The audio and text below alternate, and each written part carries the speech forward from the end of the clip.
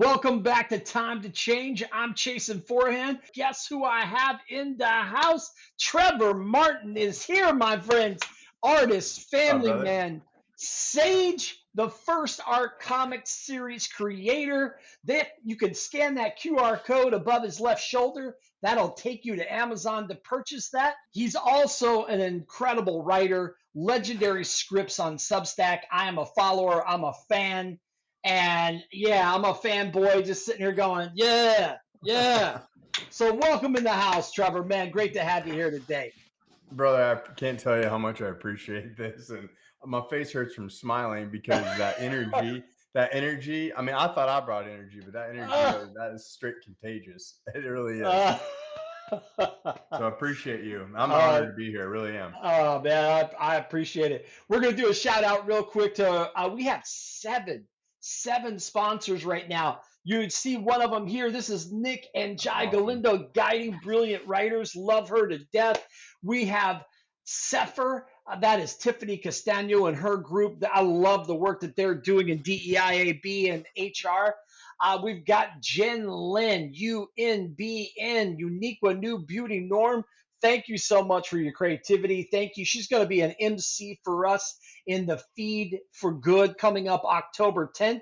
And somebody that we may be talking to right now might be in the show as well. Just saying.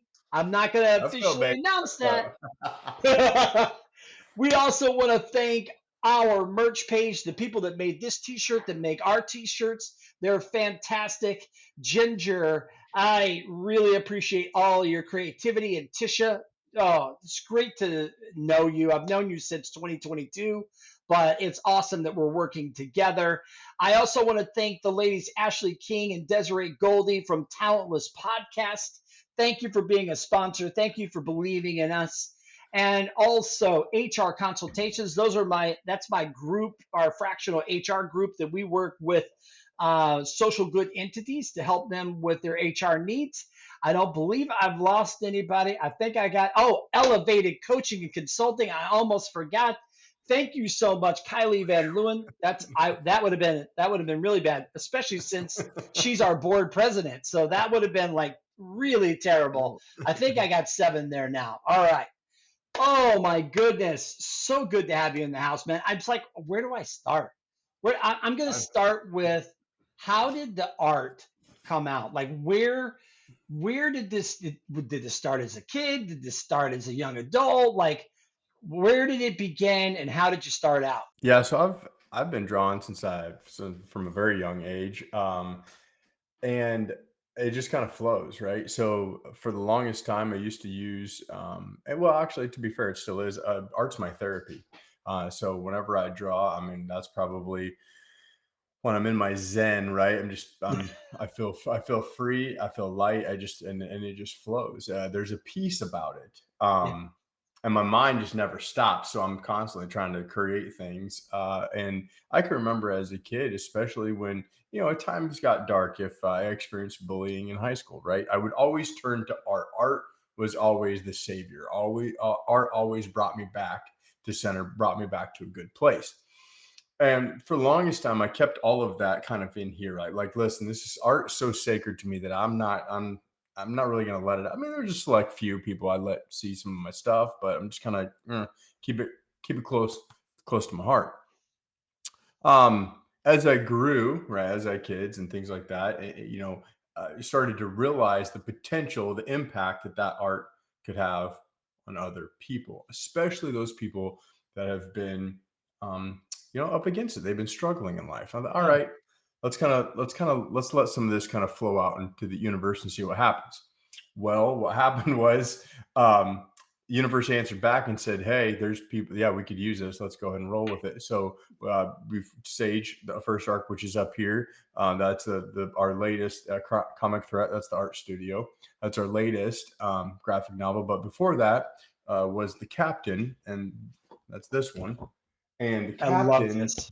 Yes, both of these stories, this and Sage, both of them tell stories of trials, tribulation, redemption, and coming out in the end like more powerful, right? More enabled for whatever is going to come next. And that's what comic threat is all about. So that's what my art's all about.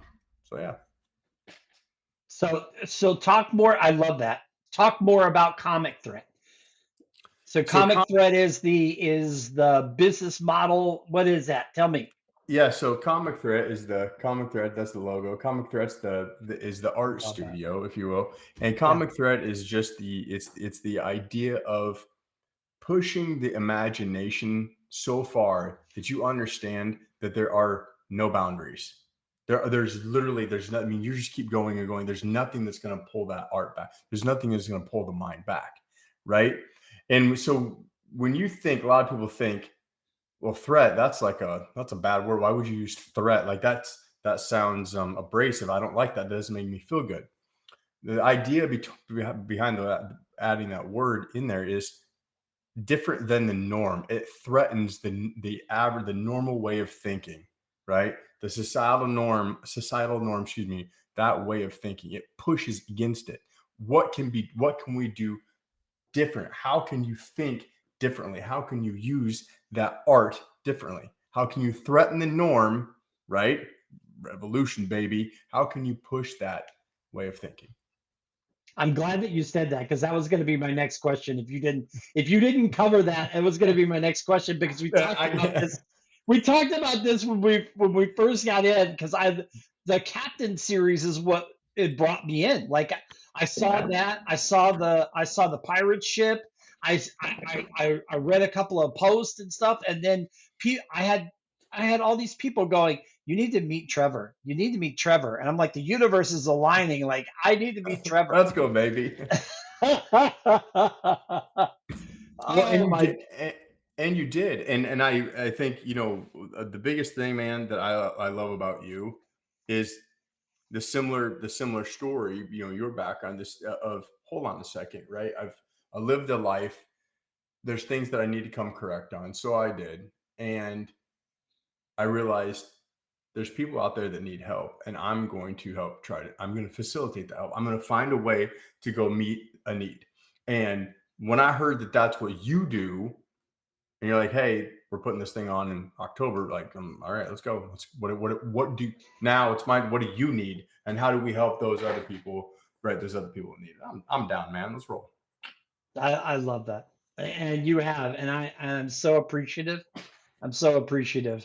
I have to ask this because I see this frequently, and I think I know the answer, but I don't want to assume, and I want the people to know. You will sign off your posts, and you know where I'm going. You sign off your posts, and you sign off your Substack with "Let's burn the white flags." Mhm. Talk to me about that. So there's been a couple quotes that I've used. People say, "Hey, burn the ships," right? No, there's no turning back. Right? Uh, and that's become, I don't want to say cliche, but there's a lot of people that use it, and they should. I love that way of thinking, that mentality. So I always try to look at something like, how can I word something differently, or how can I say the message, same message I'm going to say, but it just packs a different punch. So a lot of times you hear me say, as always, stay strong, stay hungry, just do and give no quarter. Meaning, like the whole, you know, under the black flag, right? The whole pirate Right? thing. Like, Yeah, my yeah. soul be damned if you take an inch, if I give an inch to you or you take an inch from me, right? Meaning, I'm not going to retreat. I'm not. I'm here. I'm here to stay. You will not defeat me. Burn the white flag means we don't surrender. I don't surrender. I don't just surrender to the demons inside my head that are saying, "Hey, you should quit." The critics that are like, "Oh, you're too loud. You're too unnecessary." Right? And any of Mhm. that, the bullies, whatever it might be. But most importantly, the biggest bully of all, the biggest critic of all, is the internal doubt. I will burn the white flag. I will never, ever, you will never see me raise or wave the white flag to that internal doubt that says, you're not good enough. You're horrible. Your art sucks. Stop Mm. publishing. What? Stop it. That creeps up every time you get ready to hit publish, or you get ready to release a drawing and you're just like, oh, I better pull that back because it's not good enough. Burn the white flag. Nope, send it. We're doing it. I love that. It makes so much sense. I do like the fact though that even though you won't pull back, that you are conscious of how you represent yourself. And I say that, and I want to dive in just for a minute. And we can just scratch the surface, or we can go down the rabbit hole. But you recently did a picture and post about Jesus, and Yeah. you decided not to.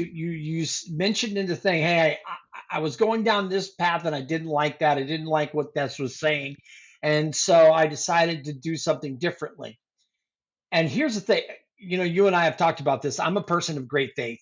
I am not overly religious person, but I'm a person of great faith. And so I perceive Jesus as a warrior.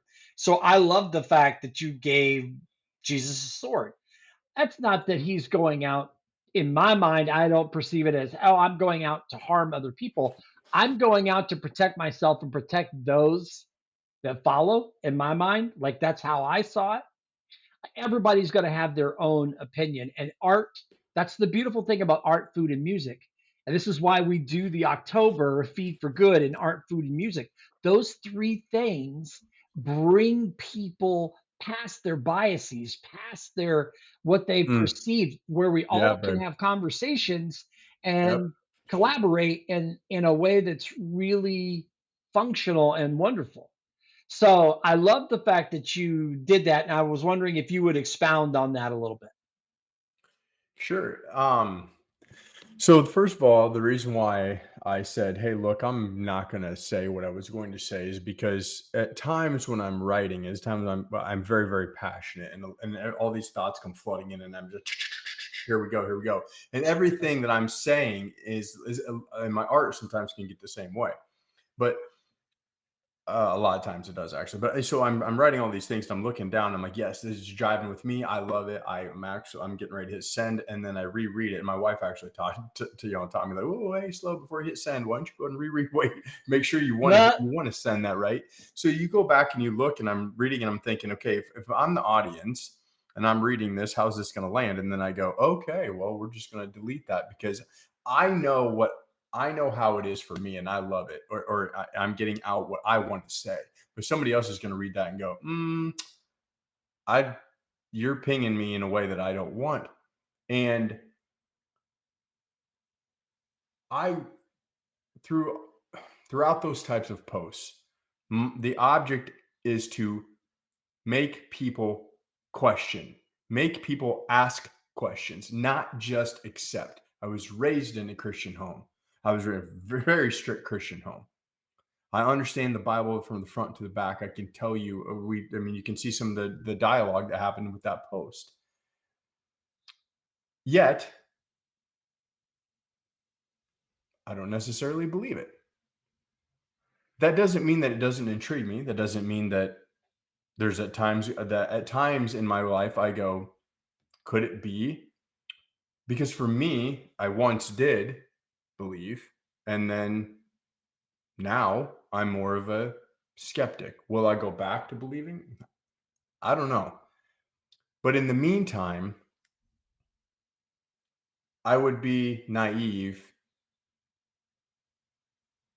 if I said that remnants of that aren't always in here floating around, and that is how you got that picture of Jesus, that painting of Jesus.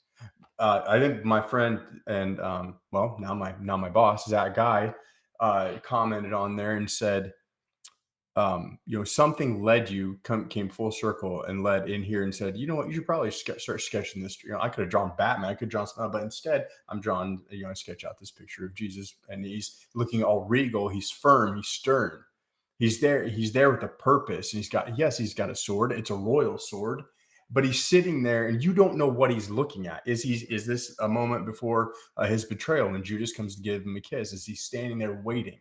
Is this the second coming where he's there and he's looking out and going, send it. The time's now. We're here. For everybody that said,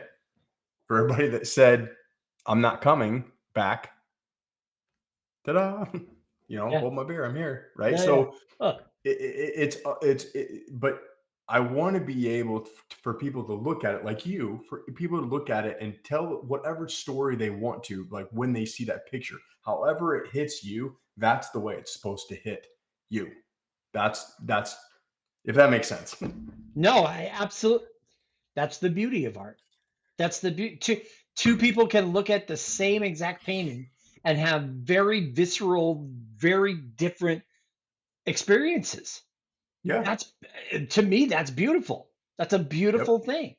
For The sure. artist may have the two people looking at it may be miles away from what the artist intended when they created it, but 100%. to be in a space where you're creating something and it's bringing emotion out of people, and it's creating an experience that people talk about, that's fantastic. That's Thank you. fantastic. Oh, And I absolutely love I love sketching. I love doing those things. I love when the art it starts to bring conversations out of people. Like whoa whoa whoa. Like this is what and to be fair, sometimes I'll read them like I'll read the comments and go I never even thought of that. I never even thought how that would land like that or how you see that in that image. And then that just makes my mind go crazy. I'm like, I gotta draw more. uh, What are we doing next? yeah, there you go. There, then the ideas start to flow. Yep, And that's not a bad thing. That's not a bad thing at all. for sure. What so what was I want to go back to the kind of some of the beginnings and when you were doing all of the things around the captain and the pirate ships and all that. What sparked that? And how is that how I mean, obviously that's done really well for you. And that's I mean, like you said, the universe was like, hey, wow, this is really cool. And it was like the first thing that brought me in as well, the first things that I saw. What about that drew you in? So I have, and I'll show a couple things behind me, but I have things that surround me all over my office that are pirate themed. And we're going to go a little deep here, but so bear with me. So this stems back to my childhood. When I was young, when I was little, I had a pirate ship, kind of like this one.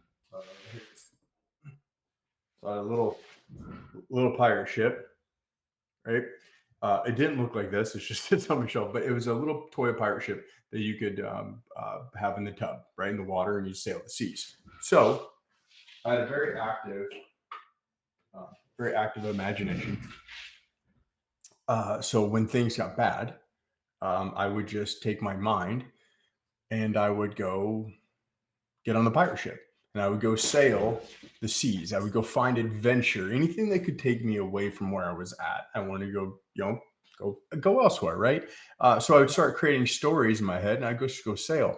So I started writing kind of about that in my early LinkedIn days. And a friend of mine, actually the author of, give him a little nod here, the author of The Captain, John Kirkhoff, he actually approached me. He's like, "Hey, I've been looking at some of the stuff you wrote. We could definitely expand on that. What do, he loves to write. He's releasing a couple of his own books, sci-fi books. But he's like, what if we pursued that?" And I'm like, "Tell me more." And he's like, Yeah. what if I write and you draw?" And I'm like, "Okay, how's this going to look?" And so you know how to lay out the captain, right? You got a story, and then on the page, it's just you got the story over here, you got the part over here that resembles or correlates with the story. So he took some of the earlier stories that I just small ones I had penned out, and he expanded. He blew them up, and his writing, his mind. I can't write like his mind is brilliant.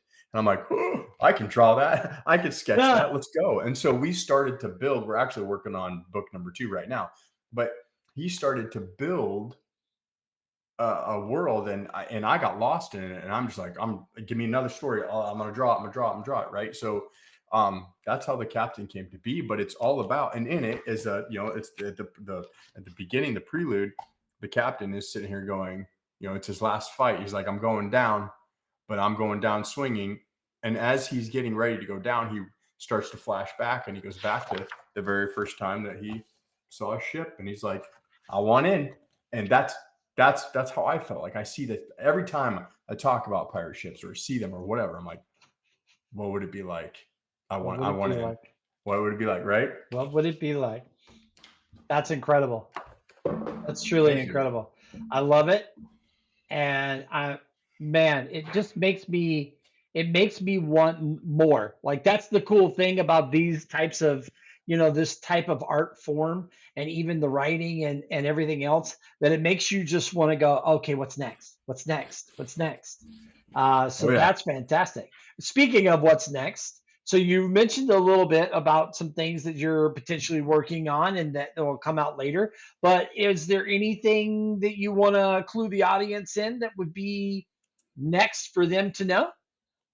Yeah, so I would say the next thing this is actually perfect time for this. So the next thing that the audience should know is I'm working on an actual. So these have been like graphic novels, right? Where it's the writing and then it's the art.